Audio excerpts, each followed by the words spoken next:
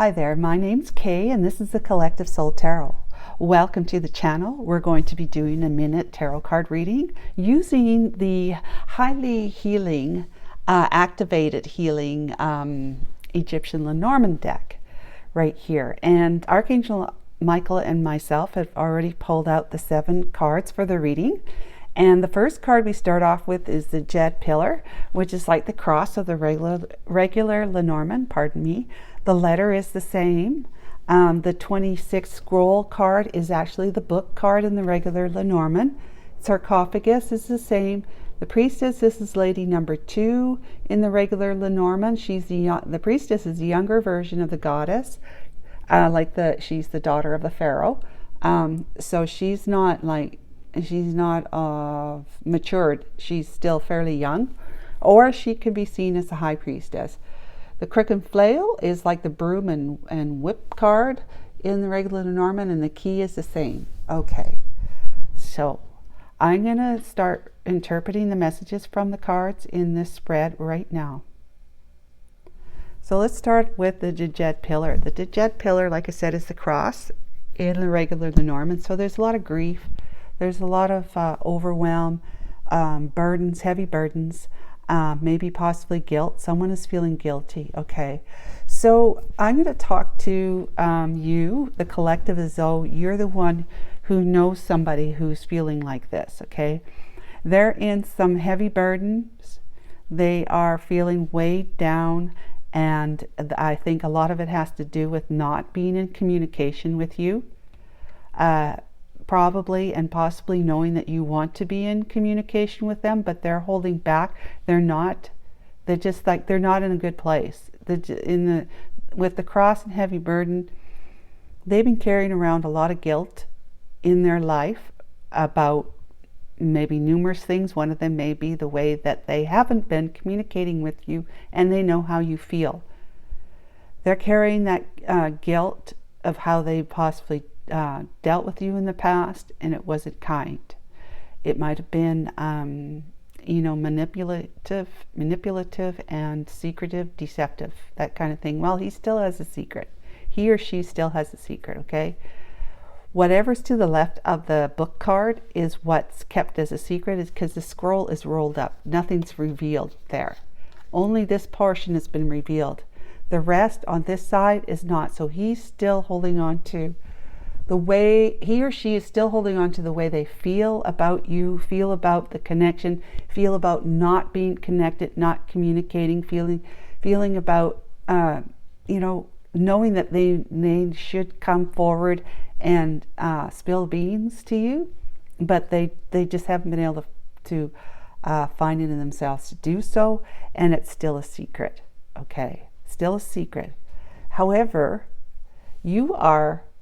you're going to learn in some way or another that whether it's intuitively you're learning this, or you're just finding out in one way or another through friends of friends, just some kind of information. Possibly you'll learn something online, if they have a social media account, there might be something said, whatever.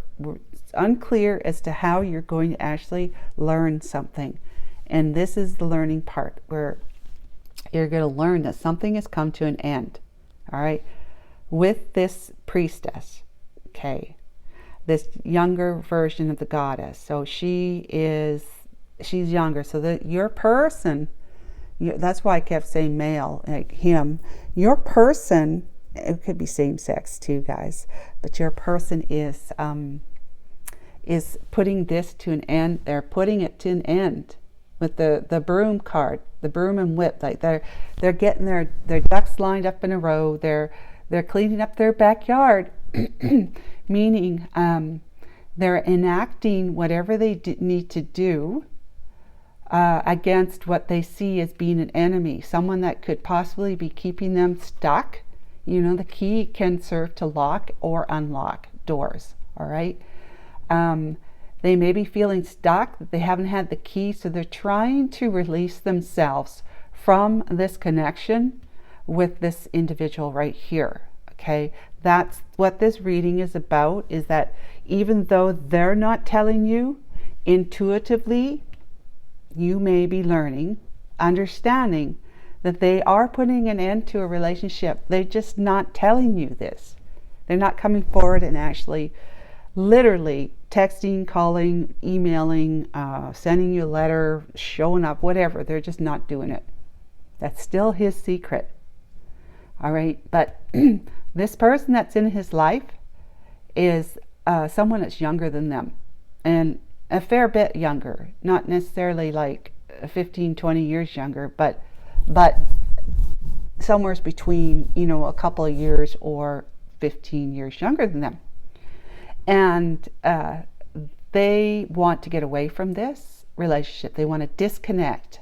So they will be cracking the whip on this connection with this one, as though they were an enemy, because they're feeling like they have been entrapped, kept hostage, so to speak, you know, just jailed kind of thing in a relationship that for one reason or another, they're just not, they haven't done it until now.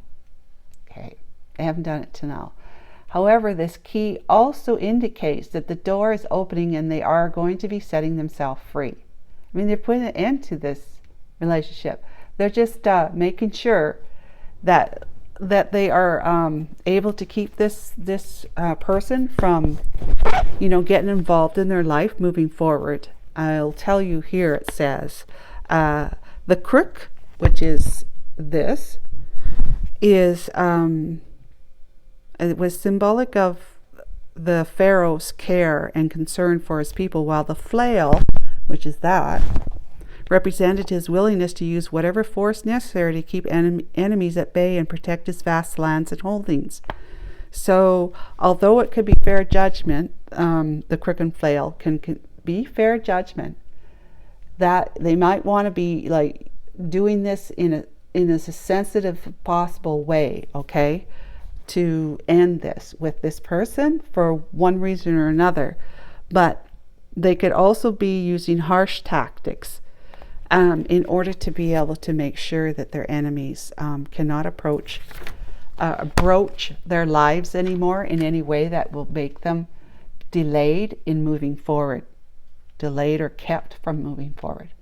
Okay, so he may be actually involving the legal system, whether it's you know, a protective order or a divorce lawyer to release themselves from the connection with this one.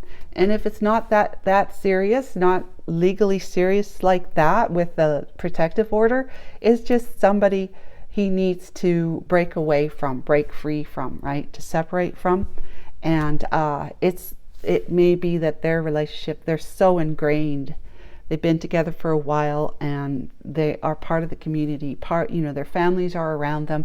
It's a big deal to break free from all of that, just to move out on their own, to be able to go on their own without feeling any more guilt and pressure, burdens, right? To be able to do that and be free. So that's what I have for you today, collective. I hope that was helpful and healing. Thank you. Bye.